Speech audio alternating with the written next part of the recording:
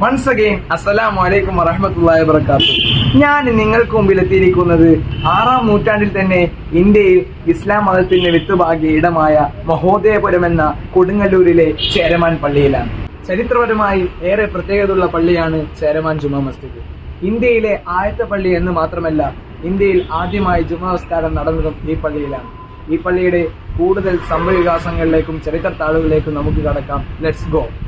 കേരളത്തിലെ പ്രധാന തീർത്ഥാടന കേന്ദ്രങ്ങളിൽ ഒന്ന് തന്നെയാണ് ഈ ചേരമാൻ ജുമാ മസ്ജിദ്. പല നാടുകളിൽ നിന്നും ജാതി മത ഭേദമന്യേ നൂറുകണക്കിന് ആളുകൾ ദിനേന എത്തിച്ചേരുന്നു. മഴ കാരണം ഇന്ന് ആളുകൾ കുറവാണ്. നമ്മളിപ്പോൾ പള്ളിയുടെ ഉള്ളിലാണുള്ളത്. ഈ പള്ളിയുടെ ഉള്ളു കാണുമ്പോൾ തന്നെ നമുക്ക് മനസ്സിലാവുന്നുണ്ട് വളരെയധികം പഴക്കമേറിയ പള്ളിയാണെന്ന്. ഏതാണ്ട് 629 AD-യിലാണ് പള്ളി പണി കഴിപ്പിച്ചത്.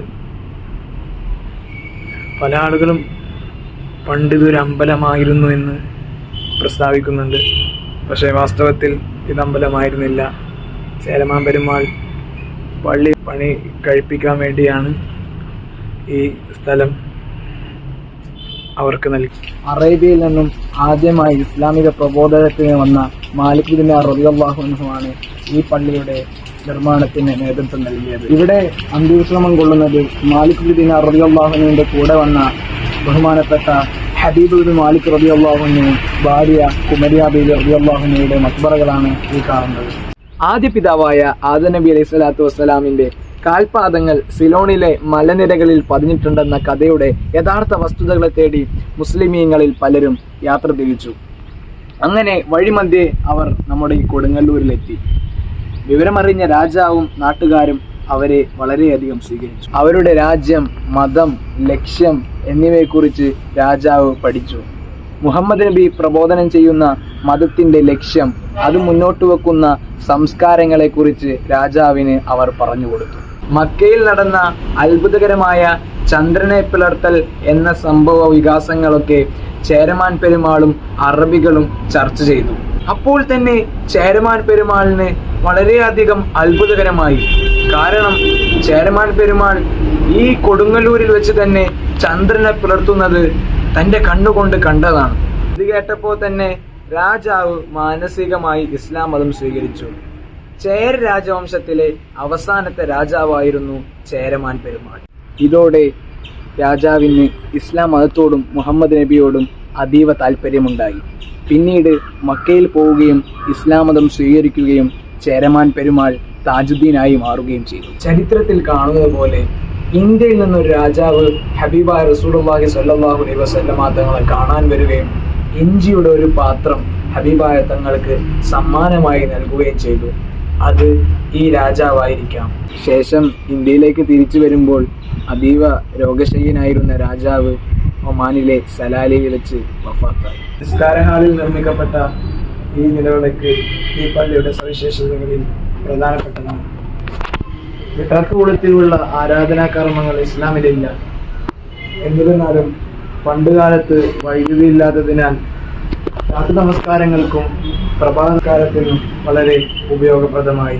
ഈ വിളക്കിനും നമ്മളോട് കുറേ കഥകൾ പറയാനുണ്ട്.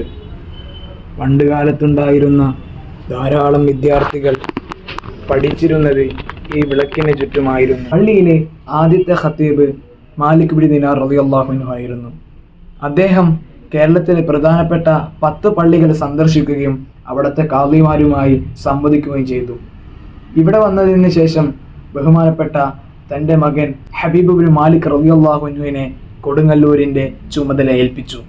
ശേഷം അദ്ദേഹം മടങ്ങിയത് ചേരമാൻ പെരുമാളിൻ്റെ മക്ബറയിലേക്കായിരുന്നു.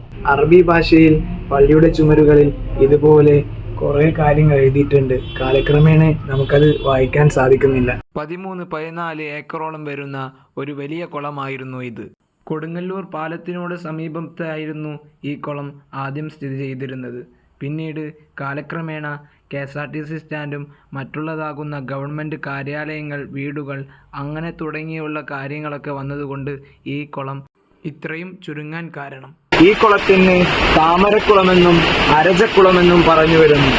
അരജക്കുളം എന്നാൽ തമ്പുരാക്കന്മാരുടെ നീരാട്ടിന് ഉപയോഗിച്ചിരുന്ന കുളം എന്നാണ്. പിന്നീട് അത് പറഞ്ഞ് അരാക്കുളം എന്നായി. സാധാരണ പള്ളികളിൽ നിന്നും ഈ പള്ളിയെ വ്യത്യസ്തമാക്കുന്നത് ഈ പള്ളിയുടെ രൂപകൽപ്പന തന്നെയാണ്. പൂർണ്ണമായും കേരളീയ വാസ്തുവിദ്യാ ശൈലിയിലാണ് ഈ പള്ളി നിർമ്മിക്കപ്പെട്ടിട്ടുള്ളത്. പഴയകാല വീടുകളിൽ കാണുന്നത് പോലെയുള്ളതായ ഒരു കോണി ഇവിടെ വളരെ ശ്രദ്ധേയമാണ്. ഇപ്പോൾ ഇവിടേക്ക് പ്രവേശനമില്ല. അതുപോലെ തന്നെയുള്ള ഒരു പ്രത്യേകമായ സവിശേഷതമാണ് ഈയടുത്ത് പുനരുദ്ധാരണം നടത്തിയപ്പോൾ ഈ കാണുന്ന മുൻഭാഗത്തിനടിയിലായിട്ട് ഒരു അണ്ടർഗ്രൗണ്ട് സ്ഥിതി ചെയ്യുന്നുണ്ട്.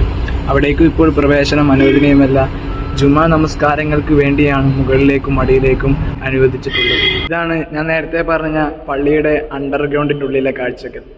വളരെ മനോഹരമായാണ് ഇത് നിർമ്മിച്ചിട്ടുള്ളത്. എൻ്റെ ഈ പിറകിൽ കാണുന്ന ഖബർസ്ഥാൻ ചേരമാൻ പള്ളിയുടെ ഖബർസ്ഥാനാണ്. ഇതിലാണ് ആയിരക്കണക്കിന് ആളുകളെ ഖബറടക്കിയത്. ഇവിടെ ഒരു മ്യൂസിയം കൂടി പ്രവർത്തിച്ചു വരുന്നുണ്ട്. ഇപ്പോൾ പുനരുദ്ധാരണത്തിന്റെ ഭാഗമായി ആ മ്യൂസിയം നിർത്തിവെച്ചിരിക്കുകയാണ്. കുറച്ചുകൂടെ ഇസ്ലാമിക പാരമ്പര്യത്തെ ഉണർത്തുന്ന രീതിയിലുള്ള മ്യൂസിയമാണ് ഇനി തുറക്കുമ്പോൾ നമുക്ക് കാണാൻ സാധിക്കുന്നത്. ചേരമാൻ പള്ളി വളരെയധികം ഇസ്ലാമിന് പ്രാധാന്യമുള്ള ഇസ്ലാമിക കാര്യങ്ങൾ ഊന്നിപ്പറയുന്ന ഒരു ചരിത്ര സംഭവ വികാസങ്ങൾ ഉൾക്കൊള്ളുന്നതായ ഒരു പള്ളിയാണ്. പലരും പറയുന്നുണ്ട് ഈ ചേരമാൻ പള്ളി പുനരുദ്ധാരണം ചെയ്തപ്പോൾ എന്തിനാണ് ഇത്രയും വലിയ ആർഭാടമെന്ന്. എൻ്റെ പ്രിയപ്പെട്ടവരെ, നിങ്ങൾ കേൾക്കണം. ബഹുമാനപ്പെട്ട ഉസ്മാൻ ഇബ്നു അഫ്ഫാൻ റളിയല്ലാഹു അൻഹു മസ്ജിദുൻ നബവി പുനരുദ്ധാരണം ചെയ്തപ്പോൾ സ്വഹാബത്തിൽ വലിയ ചർച്ചകൾ ഉണ്ടായിരുന്നു. ഹബീബായ റസൂലുള്ളാഹി സ്വല്ലല്ലാഹു അലൈഹി വസല്ലമ തങ്ങൾ പറഞ്ഞതായി ഞാൻ കേട്ടിട്ടുണ്ട്, ആരെങ്കിലും ഒരുത്തൻ അള്ളാഹുവിന്റെ പ്രീതി ഉദ്ദേശിച്ചുകൊണ്ട് ഒരു പള്ളി പണിതു കഴിഞ്ഞാൽ അവനക്ക് നാളെ സ്വർഗത്തിൽ ഒരു ഭവനം ഉറപ്പാണ് എന്ന്. പള്ളി വിവിധ ഘട്ടങ്ങളിലായി പുനരുദ്ധാരണം നടത്തുന്നു. അവസാനമായി പള്ളി പുനരുദ്ധാരണം നടത്തിയത് ഈ വർഷമാണ്. ഇത് നിങ്ങൾ നോക്കൂ, പണി കഴിഞ്ഞാലുള്ള മസ്ജിദിന്റെ പൂർണ്ണ രൂപം ഇതാണ് പറയുന്നത്. പ്രിയപ്പെട്ടവരെ, പള്ളി ഇനിയും പുനരുദ്ധാരണം നടത്തണോ വേണ്ടേ എന്ന് ജസ്റ്റ് ഒന്ന് കമന്റ് ചെയ്യാം. Thank you. അസ്സലാമു അലൈക്കും വറഹ്മത്തുള്ളാഹി വബറകാതുഹു.